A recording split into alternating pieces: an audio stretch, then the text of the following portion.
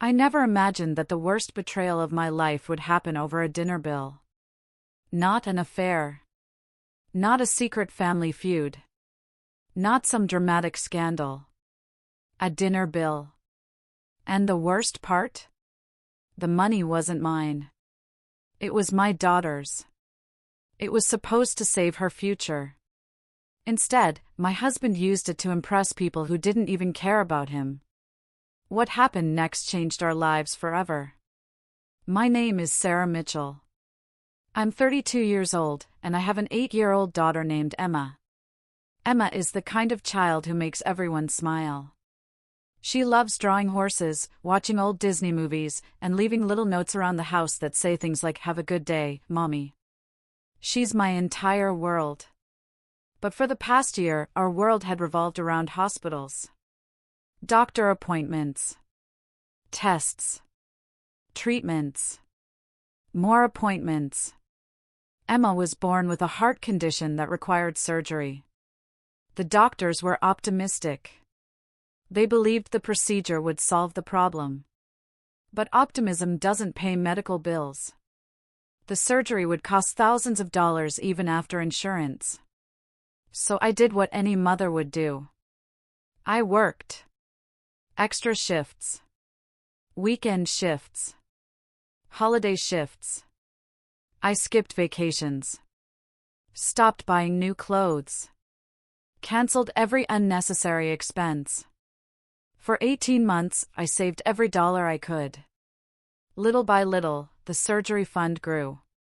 Every time I looked at that account, I felt hopeful. It wasn't just money. It was Emma's future. My husband Elon saw things differently.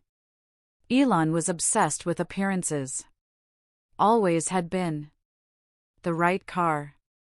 The right watch. The right people. The right image.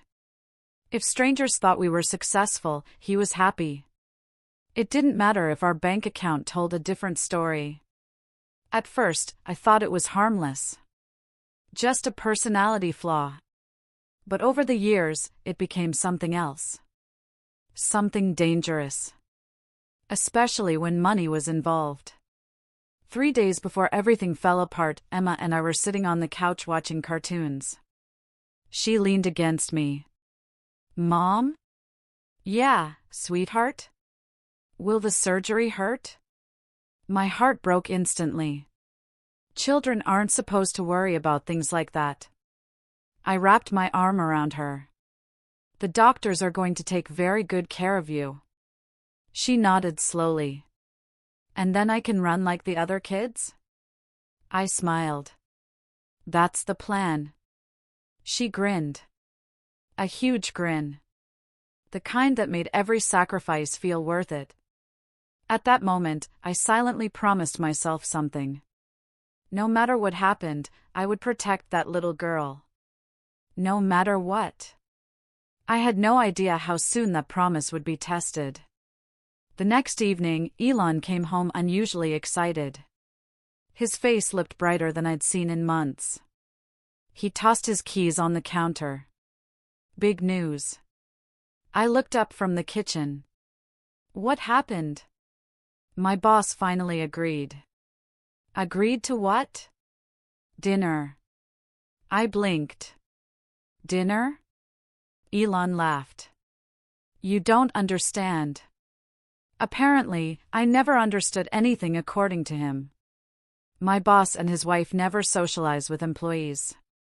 Okay. This could change everything. I could already tell where the conversation was heading. Whenever Elon said everything, he usually meant money. Or status. Or both. When is it? Friday. My stomach tightened. Where? He named one of the most expensive restaurants in the city. I nearly dropped the plate I was holding. That place? He rolled his eyes. Relax. Do you know how expensive it is? This is an investment. Investment. That was another one of his favorite words. I looked toward Emma's room. then back at him. We really need to be careful right now. His expression darkened immediately. You always do this. Do what? Focus on problems. I stared at him in disbelief. Problems? Our daughter needed surgery. That wasn't a problem. That was reality. But arguing with Elon was like arguing with a brick wall. He only heard what he wanted to hear. The next 2 days passed quietly. At least on the surface. But something felt off. Every time I mentioned finances, Elon changed the subject. Every time I talked about Emma's surgery, he looked annoyed. As if her medical condition was inconveniencing him. Friday finally arrived. Emma was spending the evening with my sister Rachel. That allowed Elon and me to attend dinner alone. When I got ready, I chose a simple black dress. Nothing expensive. Nothing flashy. Elon frowned when he saw it. That's what you're wearing? I looked down. What's wrong with it? He sighed dramatically. Never mind. Those 2 words hurt more than they should have. Because I knew exactly what he meant. I wasn't glamorous enough. Not impressive enough. Not the wife he wanted to show off. By the time we arrived at the restaurant, my anxiety was already building. The place looked like something out of a movie. Crystal chandeliers. Valet parking. People dressed in designer clothes. I immediately felt out of place. Elon's boss, Richard, and his wife Susan were already seated. To my surprise, they seemed kind. Genuine. Nothing like the wealthy snobs Elon had described. Susan asked about Emma almost immediately. Richard listened attentively when I talked about her surgery. For the first time all evening, I relaxed. Then the ordering started. And everything changed. Richard ordered a salad. Susan ordered soup. Simple. Reasonable. Normal. Elon ordered lobster. Then shrimp. Then Kobe beef. Then expensive appetizers. Then the most expensive bottle of wine on the menu. Then another. I watched in horror. The total kept growing. Every time the waiter returned, Elon added something else. Meanwhile, Richard and Susan barely touched their meals. The contrast was embarrassing. Even they seemed uncomfortable. Halfway through dinner, I quietly leaned toward Elon. What are you doing? He didn't even look at me. Networking. Networking. Apparently, that meant spending money we didn't have. By the time dessert arrived, I felt physically sick. I already knew the bill would be enormous. Far beyond anything we could afford. Far beyond what was responsible. Far beyond what Emma's surgery fund should ever be used for.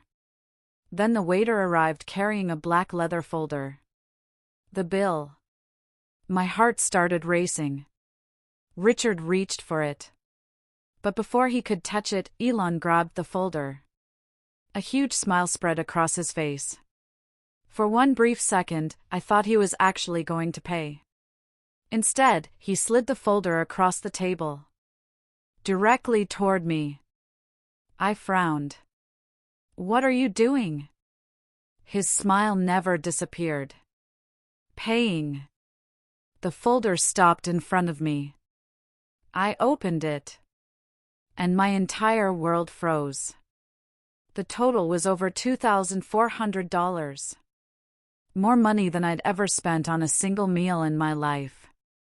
More importantly, it was almost exactly the amount sitting in the account I'd built for Emma's surgery. I slowly looked up at him. Elon. His voice was calm. Cold. Confident. Use your card. I stared at him. Certain I had misunderstood. But for a few deep down, seconds, I couldn't speak. I already knew I hadn't. I just stared at the bill. $2,400. The numbers seemed unreal. My hands started shaking. I looked up at Elon, hoping this was some kind of joke. It wasn't. His expression was completely serious. "Use your card," he repeated. I swallowed hard. "Elon, we can't." The smile on his face disappeared instantly. "What do you mean we can't?" "You know exactly what I mean." I lowered my voice. "That money is for Emma's surgery." The table went silent. Richard and Susan exchanged confused looks. Until that moment, they had no idea what we were talking about. Elon leaned back in his chair and sighed dramatically. As if I was embarrassing him. As if I was the problem. "Sarah, not now." My heart pounded. "No. We need to talk about this." His eyes narrowed. "We'll replace the money." "With what?" I asked quietly. "We barely have enough as it is." The tension at the table became impossible to ignore. Susan looked uncomfortable. Richard folded his hands and watched silently. Then he asked a simple question. "What surgery?" I froze. Part of me didn't want to answer. But another part was exhausted from pretending everything was okay. "Our daughter." I looked toward him. "Emma needs heart surgery." Susan's face immediately changed. "What?" I nodded. "We've been saving for over a year." The table became very quiet. Richard looked at Elon. "You didn't mention that." Before Elon could answer, I continued. "Every extra dollar we've had has gone into that fund." Susan slowly put down her fork. "You've been saving for your child's surgery?" "Yes." She looked horrified. Then Elon laughed. Actually laughed. The sound made my stomach turn. "Don't make it sound dramatic." I stared at him. "Excuse me?" He rolled his eyes. "She's exaggerating." I felt like someone had punched me. Exaggerating? The hospital visits? The specialists? The sleepless nights? The fear? The savings account built dollar by dollar? None of that was an exaggeration. Richard's expression darkened. "Is your daughter seriously ill?" Before I could answer, Elon interrupted again. "She's fine." I couldn't believe what I was hearing. "Fine?" My voice cracked. "Emma gets exhausted walking upstairs." "Sarah." "She has doctor's appointments every month." "Stop." "She's terrified of surgery because she's 8 years old, Elon." For the first time all night, his mask slipped. The charming employee disappeared. The real Elon appeared.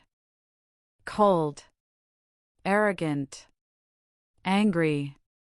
He looked directly at me. Then said something I'll never forget. "What difference does it make?" The words hung in the air. Nobody spoke. Not even the waiter nearby. I stared at him. "What?" "The money." He shrugged. "What difference does it make?" I couldn't breathe. Because he wasn't talking about money anymore. He was talking about Emma. Our daughter. The little girl who waited by the window every evening for him to come home. The little girl who adored him. The little girl fighting a medical condition she never asked for. And somehow, to him, her future was less important than impressing his boss. I felt tears forming. But I refused to cry. Not in front of him. Not here. Not tonight. Then Richard spoke. Quietly. Elon. His tone was different now. Gone was the friendly warmth from earlier. This voice belonged to a boss. What exactly are you asking your wife to do? Elon smiled nervously. Just cover dinner. With money saved for your daughter's surgery? The smile vanished. Nobody answered. Because there was no good answer. Only the truth. And the truth was ugly. Very ugly. Then Susan looked directly at me. Sarah. I met her eyes. If you don't want to use that money, don't. My throat tightened. The kindness in her voice nearly broke me. Because it had been a long time since someone stood up for me. Before I could respond, Elon laughed again. The sound was desperate this time. Forced. She's making this into something it isn't. Susan looked shocked. Richard looked angry. And suddenly I realized something. For months, maybe years, Elon had controlled the narrative. At home. With friends. With family. At work. Everyone saw the version of events he wanted them to see. But tonight? For the first time? People were seeing the truth. The real truth. Unfortunately, that didn't solve my immediate problem. The bills still existed. The restaurant still expected payment. And despite everything, I knew Elon wasn't going to help. Because Elon never sacrificed when someone else could pay instead. My hands trembled as I reached for my card. Every instinct screamed not to do it. But creating a scene wouldn't help Emma. It wouldn't pay the bill. It wouldn't fix anything. So I did the one thing mothers often do. I sacrificed. Again. I handed over the card. The waiter disappeared. And with him went 18 months of saving. 18 months of hope. 18 months of skipped meals, overtime shifts, and quiet sacrifices. Gone in seconds. I felt numb. Completely numb. The ride home was silent. At least until Elon finally spoke. You embarrassed me tonight. I turned toward him slowly. Of all the things he could have said, that was what he chose. Not I'm sorry. Not we'll fix this. Not how are you feeling. No. You embarrassed me. Something inside me cracked. Not loudly. Not dramatically. Just enough.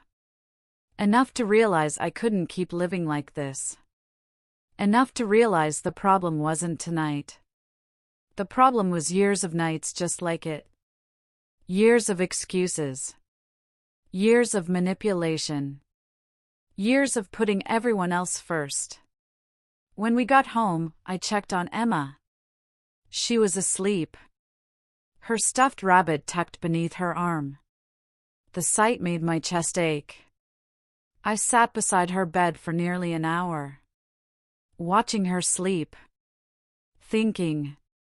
Planning. Praying. And then something happened that changed everything. My phone vibrated. A message. From Richard.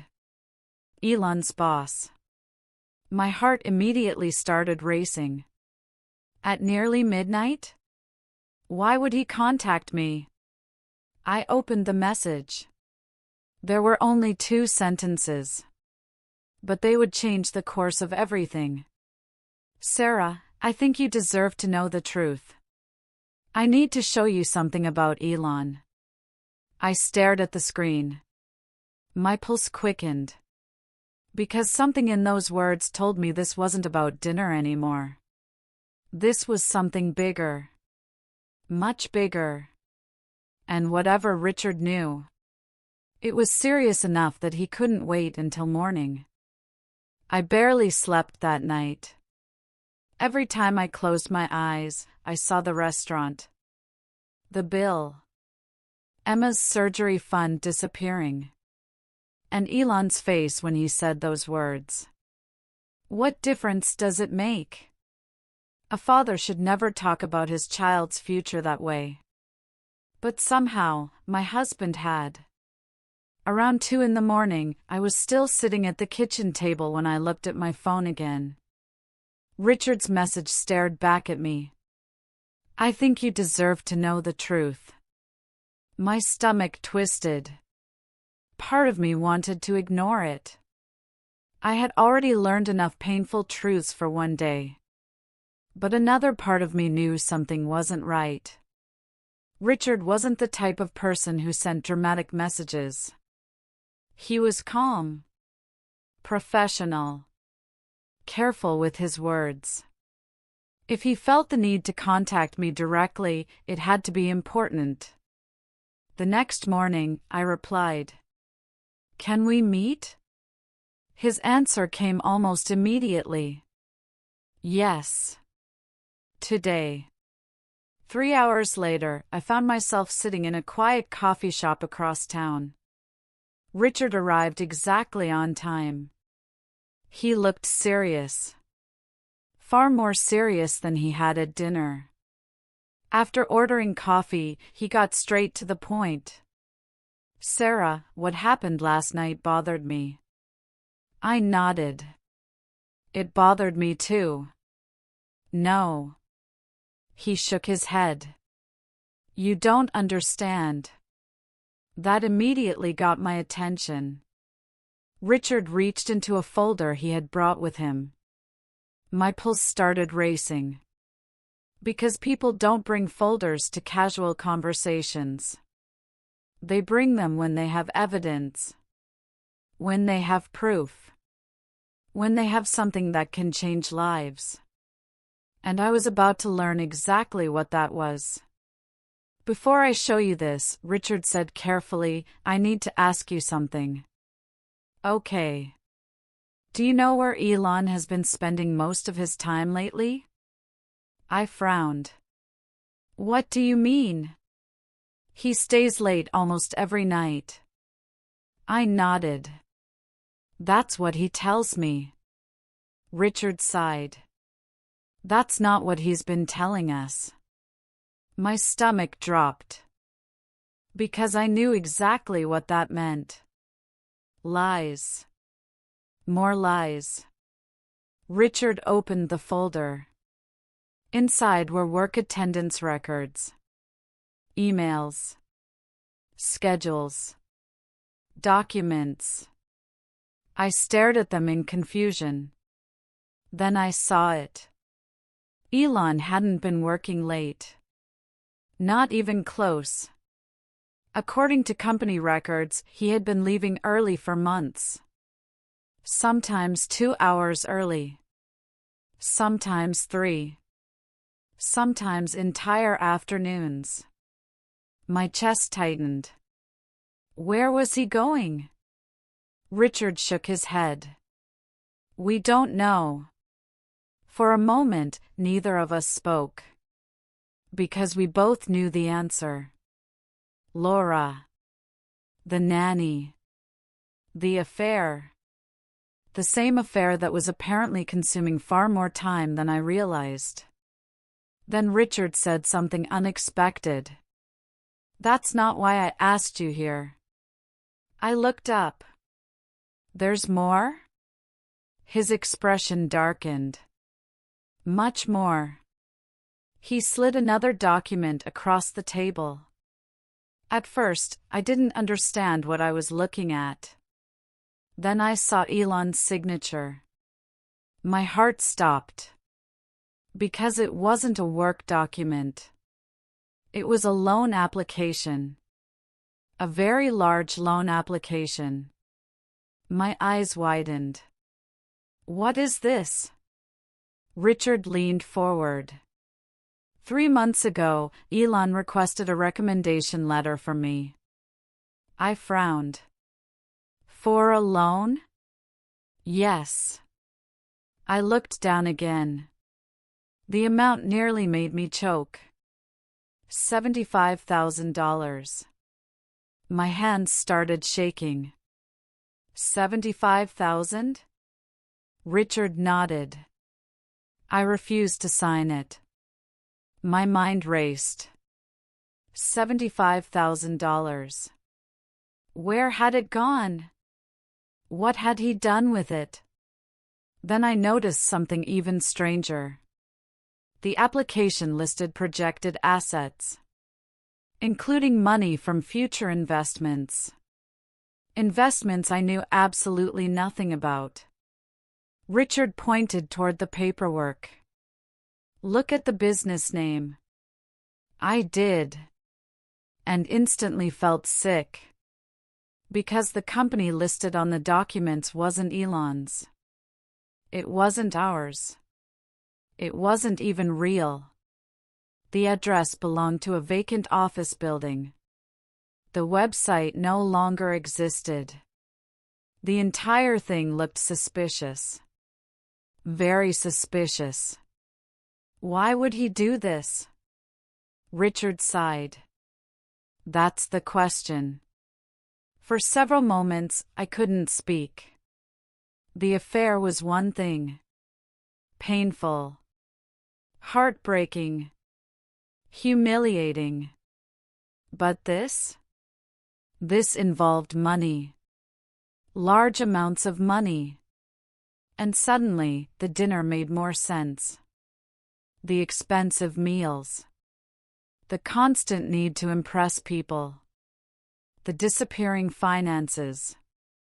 The pressure. The excuses. The lies. Something bigger was happening.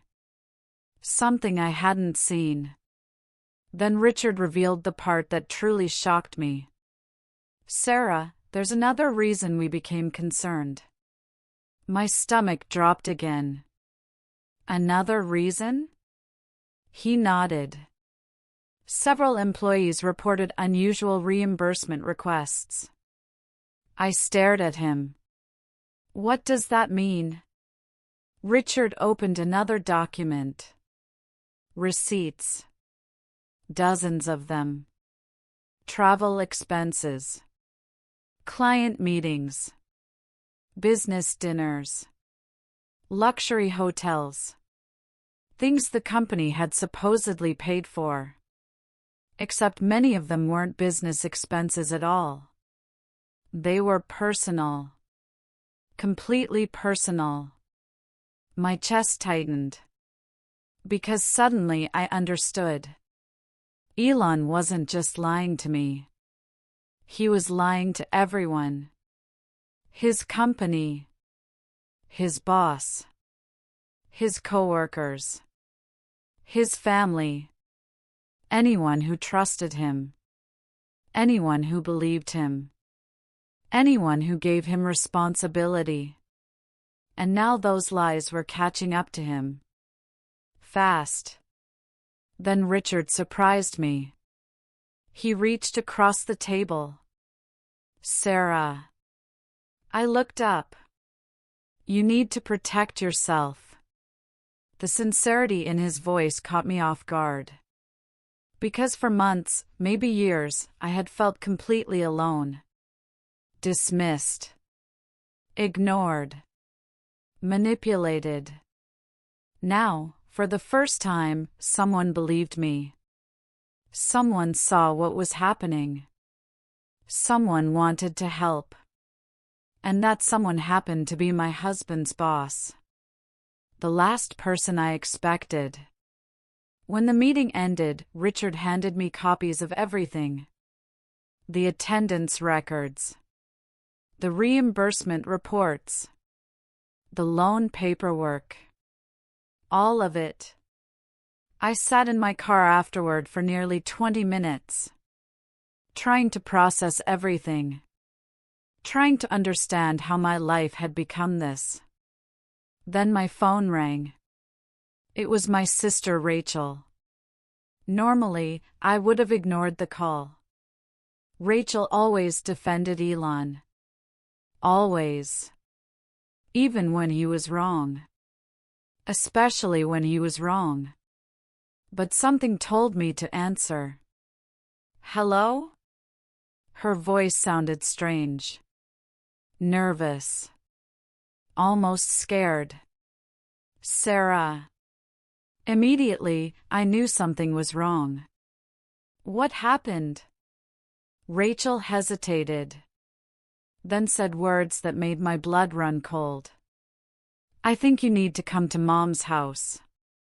Why? Silence. Long silence. Then she whispered. Because Elon was here this morning. My heart stopped. What? He came looking for you. Every alarm in my head went off. Why would Elon go to my mother's house? Why would he be searching for me? And how did he know I was talking to Richard? Unless someone had warned him. Unless he already knew his secrets were beginning to unravel. Rachel took a shaky breath. Sarah. What? You need to hurry. Why? The silence returned. Then she said something that made my hands tighten around the steering wheel. Across the room, Elon suddenly looked terrified. Because he wasn't alone. Absolutely terrified.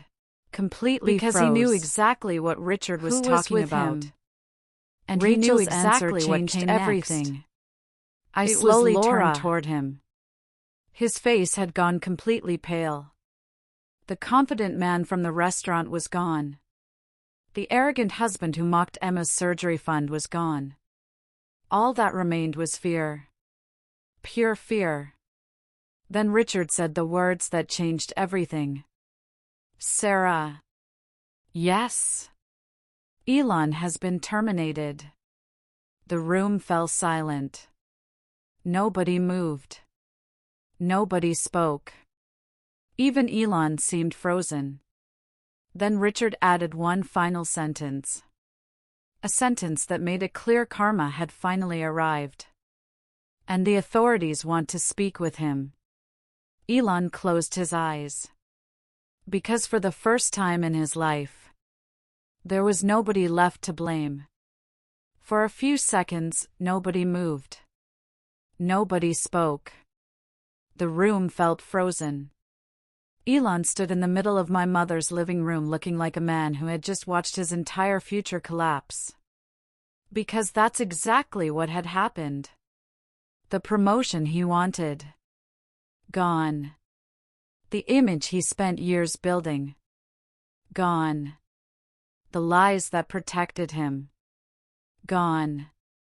For the first time since I met him, there was nowhere left for him to hide. My phone was still pressed against my ear. Richard's voice remained calm.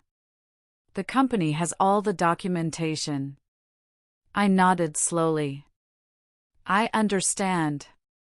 We also uncovered additional transactions. My stomach tightened. Even now there was more? Richard continued. Several expense reports contained false information. Across the room, Elon lowered his head. He already knew. The investigation was over. The evidence existed. The truth had won. And truth doesn't care how confident a liar once was. After I ended the call, silence filled the room. Then Elon finally spoke. Sarah. His voice sounded different. Smaller. Weaker. But I wasn't interested anymore. For years, I had listened to excuses. For years, I had listened to promises. For years, I had listened to explanations. None of them changed reality. And none of them mattered now. What? I asked quietly. He looked at me. For the first time, there was no arrogance in his eyes. Only regret. I made mistakes. Rachel laughed bitterly. Mistakes? Everyone turned toward her. She shook her head. You cheated. Silence. You lied. More silence. You spent your daughter's surgery fund. The room felt heavy. Because when someone lists the truth out loud, it becomes impossible to escape. Then Rachel said the words nobody else wanted to say. Those weren't mistakes. She pointed directly at him. Those were choices. Elon had no response. Because she was right. Every lie was a choice. Every betrayal was a choice. Every selfish decision was a choice. And eventually, choices become consequences.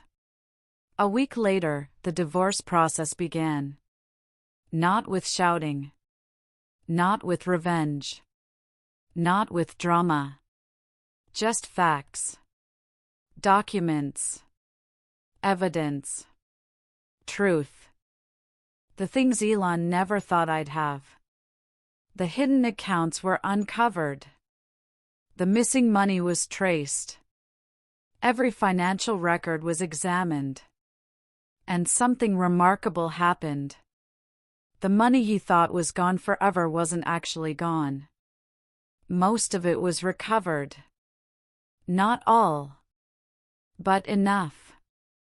Enough to rebuild Emma's surgery fund. Enough to give us hope again. The day I learned that, I sat in my car and cried. Not because of Elon. Not because of the divorce. Because for the first time in months, I could breathe. The future didn't look hopeless anymore. A few days later, I received another unexpected phone call. It was Susan. Richard's wife. Sarah? Hi. I hope this isn't strange.